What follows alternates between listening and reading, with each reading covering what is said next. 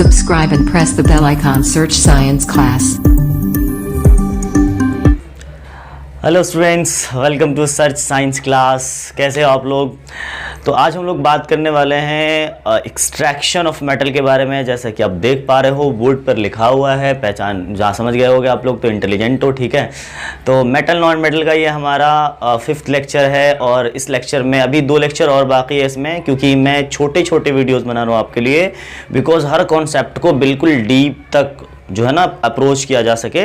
और क्या फ़ायदा है ऐसे एक वीडियो में ये सारी चीज़ें बता दूं मैं आपको और कॉन्सेप्ट ही क्लियर ना हो। तो मैं थोड़ा सा जब मैं पढ़ाता हूं तो मैं अपने आपको सेटिस्फाइड फील करना चाहता हूं और आपको सेटिस्फैक्शन फील करवाना चाहता हूं कि आप वाकई पढ़ रहे हो और आप कुछ लेके जाओगे वीडियोज़ में। वीडियो बहुत छोटा है, ज़रूर देखिएगा एंड तक, क्योंकि आपको ये बहुत ही इंपॉर्टेंट टॉपिक और बहुत ही प्यारा सा टॉपिक समझ में आएगा जो जनरली सबके समझ में नहीं आता है और सब समझा भी नहीं पाते हैं, ठीक है। मैं अपनी तारीफ नहीं कर रहा, आप वीडियो से ही जस्टिफाई करना कि ये बात, मैं वीडियो से ही जस्टिफाई कर पाऊंगा कि बात सही है गलत है। आप वीडियो को सिर्फ पूरा देख लो, अच्छा लगे तो लाइक शेयर कमेंट जरूर कर देना। और अगर आपने अभी तक सब्सक्राइब नहीं किया है तो जल्दी से सब्सक्राइब कर लो और बेल आइकन प्रेस कर लो ताकि हर वीडियो का नोटिफिकेशन पॉपअप साउंड आपके पास पहुंचता रहे। चलो तो स्टार्ट करते हैं वीडियो को। सबसे पहले हम लोग आज हमारा टॉपिक एक्सट्रैक्शन ऑफ मेटल। सबसे पहले मैं आपको बता दूं, मैंने पिछली वीडियो में बता दिया था, आप चाहे जाके पीछे डिस्क्रिप्शन बॉक्स में लिंक में जाके आप देख सकते हो। हमारी पिछली सारी वीडियोस के लिंक डिस्क्रिप्शन बॉक्स में दे रखे हैं, वहां जाके सारी वीडियोस देख सकते हो। चलो हम बात करते हैं एक्सट्रैक्शन ऑफ मेटल। वैसे बता भी दिया था, फिर भी बता देता हूं क्या होता है। It is the process of extracting the metal, is the process of getting the metal from the earth crust, ठीक है। ये प्रोसेस है किसी मेटल को लाने का, किसी मेटल को एक्सट्रैक्ट करने का अर्थ क्रस्ट से। एक लॉन्ग प्रोसेस होता है, इस प्रोसेस का नाम क्या है? Extraction of metal. और ये एक्सट्रैक्शन ऑफ मेटल में बहुत सारे प्रोसेस इन्वॉल्व होते हैं, तो चलो इसको इस पर ज्यादा टाइम नहीं लेंगे, ठीक है। मेनली जो पेपर के पॉइंट ऑफ व्यू से और वैसे पॉइंट इंपॉर्टेंट है उस पर ध्यान देंगे, ठीक है। सबसे पहले देखेंगे कि मेटल्स जो होते हैं, नहीं मेटल दोस्तों, ये मेटल 3 तरह के होते हैं, 3 कैटेगरी में बांटा गया था। मैंने बताया था आप लोगों को कि रिएक्टिविटी के बेसिस पर मेटल को, रिएक्टिविटी सीरीज में 3 टाइप्स ऑफ मेटल्स को जनरली मेंशन किया गया है। पहला है हमारा लो रिएक्टिव मेटल, आप देख पा रहे हो लो रिएक्टिव मेटल, उसके बाद है मिडिल रिएक्टिव मेटल, उसके बाद है हाई रिएक्टिव मेटल, राइट। चलो तो सबसे पहले हम बात करेंगे लो रिएक्टिव मेटल की। देखो भाई, जो लो रिएक्टिव मेटल्स होते हैं ना, जैसे मरकरी हो गया, कॉपर हो गया, ये सारे मेटल्स जमीन के अंदर यानी अर्थ क्रस्ट के अंदर सल्फर के साथ पाया जाएगा। यानी कि ऐसे ओर को हम सल्फाइड ओर बोलते हैं। यानी कि अगर कभी पूछ दिया गया बताओ लो रिएक्टिव मेटल हमेशा किसके साथ पाया जाता है, ये किस ओर में पाया जाता है, किस ओर में जनरली वो पाया जाता है जमीन के अंदर, तो हम बोलेंगे सल्फाइड ओर में। अब सल्फाइड ओर के साथ, ठीक है, मिला हमें, मान लो कॉपर मिला अर्थ क्रस्ट में, हमें सल्फाइड ओर के साथ मिला, सल्फर कॉपर के साथ लगा हुआ है, ठीक है। एग्जाम्पल मैंने आपको दिया था, कॉपर का सल्फाइड ओर क्या कहलाता है? चैल्कोसाइट एक एग्जाम्पल था इसका। चलो अब उस ओर के साथ क्या करें भाई साहब, हमें तो कॉपर निकालना उसमें से, चलो ठीक है। उस ओर की क्या करेंगे हम? रोस्टिंग करेंगे। रोस्टिंग का जस्ट मतलब अभी सिर्फ इतना मतलब समझो आप रोस्टिंग का, मैं आगे समझाऊंगा कि रोस्टिंग का मतलब होता है गर्म करने का प्रोसेस, ऑक्सीजन के प्रेजेंस में गर्म करने का प्रोसेस। हम क्या करेंगे? इसको गर्म करेंगे। गर्म करने के बाद बहुत ज्यादा हीट करेंगे, स्ट्रांगली हीट करेंगे, उसको बोलते हैं रोस्टिंग। रोस्टिंग करने के बाद हम क्या करेंगे? इस सल्फाइड ओर को ऑक्साइड ओर में कन्वर्ट कर देंगे, क्योंकि सल्फाइड ओर जो है हमारा वो भी सल्फर है इसके साथ प्रेजेंट, कॉपर के साथ। और जब ये रोस्टिंग हो गया इसका तो ये ऑक्साइड ओर में आ जाता है और यहां पर कॉपर के साथ ऑक्सीजन प्रेजेंट है। दैट इज व्हाई यहां पे हमने लिखा रोस्टिंग एक ऐसा प्रोसेस भी है जिसमें हम सल्फाइड ओर को ऑक्साइड ओर में कन्वर्ट करते हैं, ठीक है। चलो अब ऑक्साइड ओर में आ गया हमारा कॉपर। अब आसान है, यहां से ऑक्साइड ओर में क्यों कन्वर्ट किया हमने, ये भी क्वेश्चन आता है पेपर में भाई, छोड़ते नहीं क्वेश्चन। क्योंकि ऑक्साइड ओर में क्यों कन्वर्ट किया हमने सल्फाइड ओर को ऑक्साइड ओर में? Why we convert the sulphur? Because it is very easy to extract the metal from oxide ore rather than sulphide ore. लिख सकते हो आप इसको, ठीक है, पॉज करके लिख लेना। चलो तो जनरली ऑक्साइड ओर में इसलिए कन्वर्ट करते हैं। ऑक्साइड ओर के बाद जाहिर सी बात है अब ऑक्सीजन आ गया कॉपर के साथ, we can remove the oxygen by the process of reduction. So आगे देख सकते हो आप, अब इस ऑक्साइड ओर का क्या करवाना? रिडक्शन करवाना। रिडक्शन करवा के ऑक्सीजन निकला तो बचा क्या? प्योर मेटल, मिल गया हमारे पास प्योर मेटल। ये था हमारा लो रिएक्टिव मेटल के साथ जो ट्रीटमेंट करते हैं हम, यही ट्रीटमेंट किया जाता है, ठीक है। अब ये मत सोचना कि प्योर मेटल के बाद जनरली अब मार्केट में आ जाएगा, नहीं, यहां पर उसके बाद रिफाइनिंग होगी इसके, तब जाके कुछ बनेगा, चीजें बनेंगी, कन्वर्ट होंगे, जब जाके मार्केट में आएगा। चलो अब है middle reactive element, like zinc है, ठीक है। Fe है, तो ये कैसे निकाला जाता है जमीन के अंदर से? चलो, तो मिडिल रिएक्टिव एलिमेंट्स में दो तरह की जो आयरन या जिंक वगैरह होते हैं ना, वो दो फॉर्म में पाए जा सकते हैं। सल्फाइड ओर के फॉर्म में भी पाए जा सकते हैं, इसके दो तरह की ओर होता है, और कार्बोनेट ओर के फॉर्म में भी पाए जा सकते हैं। ठीक है, तो सल्फाइड ओर के फॉर्म में अगर पाया जाएगा तो जाहिर सी बात है उसके साथ ट्रीटमेंट क्या होगा? रोस्टिंग होगा। ठीक है, अगर वही जिंक कार्बोनेट ओर के साथ पाया गया है तो उसका हम कैल्सिनेशन कराएंगे।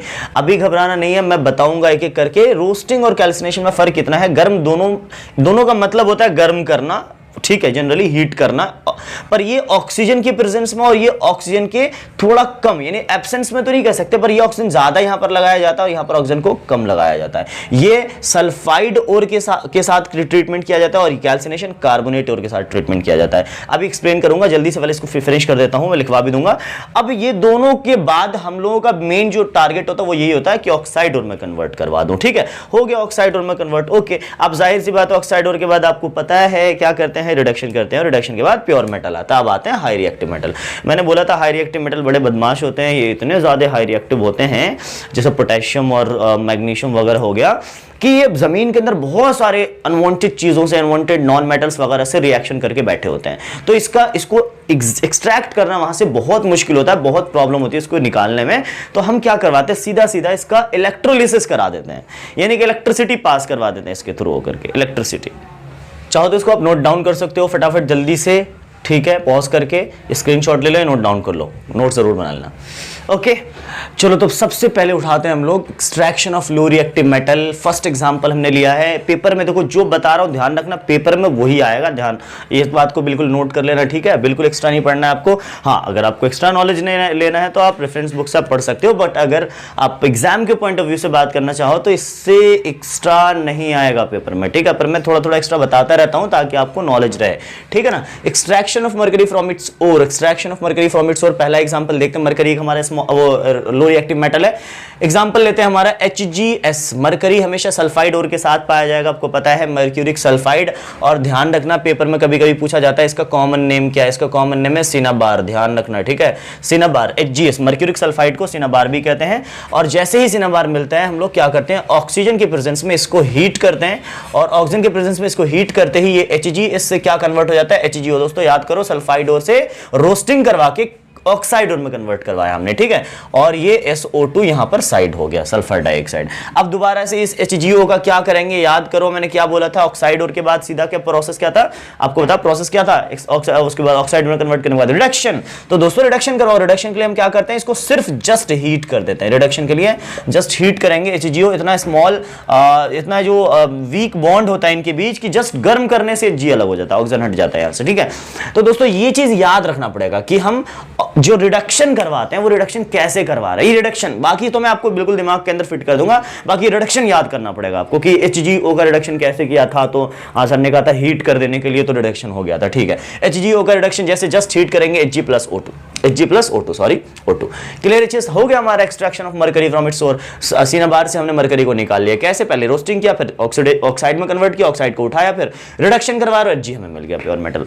ओके, चलो इस तरह से extraction of copper from its ore. Copper Cu है हमारा, इसका जरा देखते हैं। मैंने कल बताया था कॉपर का एक्सट्रैक्शन कैसे, कौन से ओर के साथ पाया जाता है? Cu2S। चलो ठीक है, Cu2S का क्या करवाएंगे हम लोग? रोस्टिंग करवाएंगे। रोस्टिंग करवाया, हीट करते हैं हम लोग स्ट्रांगली ऑक्सीजन के प्रेजेंस में, तो ये बन जाता है Cu2O प्लस में SO2।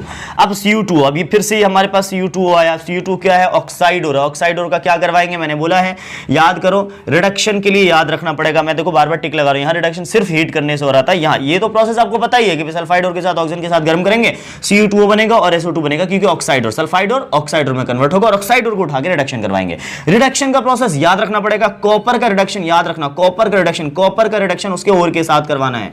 कॉपर का रिडक्शन उसके ओर के साथ, इसके ओर को उठा के यहाँ रख दो। कॉपर का रिडक्शन इसके के साथ Cu सर बनेगा क्या? हमारा Cu अलग से निकल जाएगा और SO2 अलग से आ जाएगा बाहर। देखो कितना आसान तरीके से हमने रिएक्शंस को कंप्लीट कर दिया। रिएक्शन हमें वैसे भी टफ लगता है, लेकिन आसान बना दिया हमने भाई। चलो ठीक है, क्लियर है।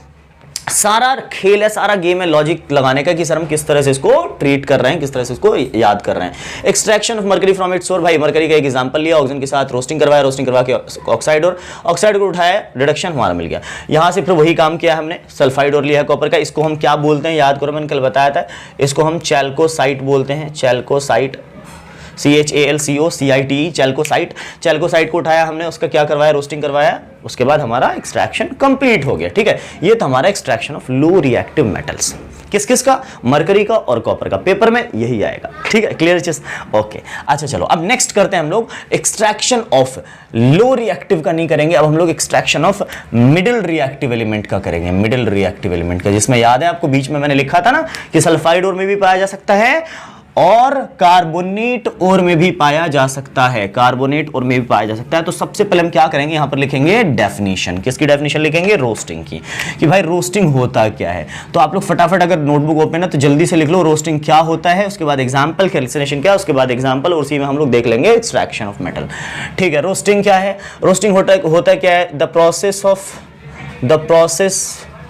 ऑफ हीटिंग, ऐसे लिख सकते हो, the process of converting sulphide ore from, the process of converting sulphide ore into oxide ore, और आसान बनाओ, into oxide ore by heating strongly in the presence of excess air।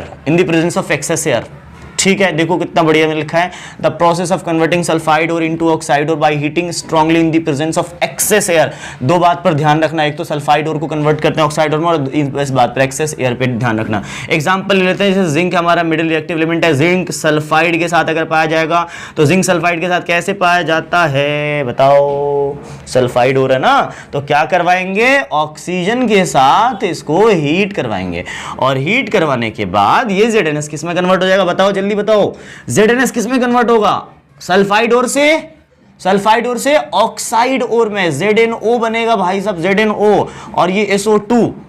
समझ आया, क्लियर चीज, हो गया खत्म। सल्फाइड और ऐसे ही मिलता है, सल्फाइड और ऑक्सीजन। अभी हमने इसका रिडक्शन नहीं कराया, एक ही साथ करवाएंगे रिडक्शन। ठीक है, चलो अब हम क्या करते हैं, कैल्सिनेशन के बारे में जानते हैं। ये कैल्सिनेशन क्या है सर, आपने कैल्सिनेशन भी बीच में लिखा था, व्हाट इज कैल्सिनेशन एग्जैक्टली, तो कैल्सिनेशन के बारे में सुनो, सेम डेफिनेशन आपको लिखना है, सेम डेफिनेशन, बस थोड़ा चेंज करना। The process of converting sulphide की जगह क्या लिखना है, कार्बोनेट और, सारी चीजें सेम होंगी, सारी चीजें सेम, बस यहां पर क्या हो जाएगा, कार्बोनेट और, बाकी सारी चीजें सेम होंगी, सारी चीजें same, bye heating strongly in the presence of, यहां पर लिखना है आपको लिमिटेड एयर, बस इतना चेंज करना है। मतलब यहां ऑक्सीजन ज्यादा दे रहे थे, यहां पर ऑक्सीजन हमें, यहां ज्यादा दे रहा ऑक्सीजन, यहां पे कम देना ऑक्सीजन। तो एग्जांपल ले लेते हैं, ZnCO3 कार्बोनेट का एग्जांपल, जिंक वाला ही ले लेते हैं, आसान है, समझ में आ जाएगा। इसका क्या, ऑक्सीजन प्लस O2 लिखूं क्या मैं, भाई इसको तो ऑक्सीजन ज्यादा दे रहे थे, इसको तो कम देंगे ना, तो इसको यहां O2 लिखने की जरूरत नहीं है, इसको सीधा डायरेक्ट आप क्या करो, हीट करो। कैल्सिनेशन में डायरेक्ट हीट करते हैं और ये कन्वर्ट हो जाता है ZNO में, और प्लस CO2 में कन्वर्ट हो जाता है। अब प्रॉब्लम क्या है सर, हमारे पास दोनों केस में ऑक्साइड और मिला है। देखो आप, मैंने फ्लो चार्ट बनवाया, उसमें लिखवाया होगा कि दोनों केस में क्या है, ऑक्साइड और में ही कन्वर्ट होता है। ठीक है, तो ZNO भाई Zn निकालना है, मैं तो ऑक्साइड और है तो ठीक है, रिडक्शन करवा दो। और याद रखना, जिंक ऑक्साइड का रिडक्शन करवाना है कार्बन के साथ, और बनेगा Zn plus CO, carbon monoxide. पहचान रहा हो, देखो प्योर मेटल आ गया हमारा, ये भी टिक लगा रहा हूं, इसको भी याद रखना है। देखो अब 3 रिडक्शन याद रखने आपको। मरकरी का रिडक्शन कैसे करवाया था, जस्ट सीधा गर्म करवा के मरकरी का रिडक्शन हो गया था, Hg निकल गया था। कॉपर का रिडक्शन कैसे करवाया हमने, कॉपर के ओर के साथ उसका रिडक्शन करवाया है, कॉपर के ओर के साथ उसका रिडक्शन करवाया है। जिंक ऑक्साइड का रिडक्शन कैसे करवाया हमने, बस 3 ही तो याद रखना यार, 3। जिंक ऑक्साइड रिएक्शन कैसे करवाया, कार्बन के साथ रिएक्शन करवा के, कार्बन के साथ रिएक्शन करवा के CO बन गया, Zn अलग हो गया। इस तरह से रिडक्शन को याद रखना। बाकी सारी चीजें तो आपने देख ही ली है, और बहुत ही आसान तरीके से मैंने आपको सारी चीजें बता दी है।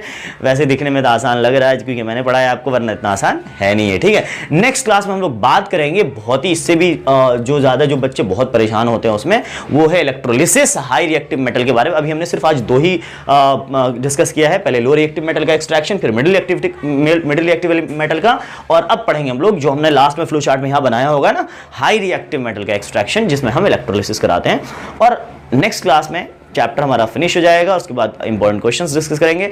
वीडियो को छोड़ना मत, बिल्कुल देखते रहना, और सब्सक्राइब कर लो, बेल आइकन प्रेस करोगे तभी तो नोटिफिकेशन मिलेगा वीडियो का। ठीक है, okay, thank you so much, thanks for watching video, thanks.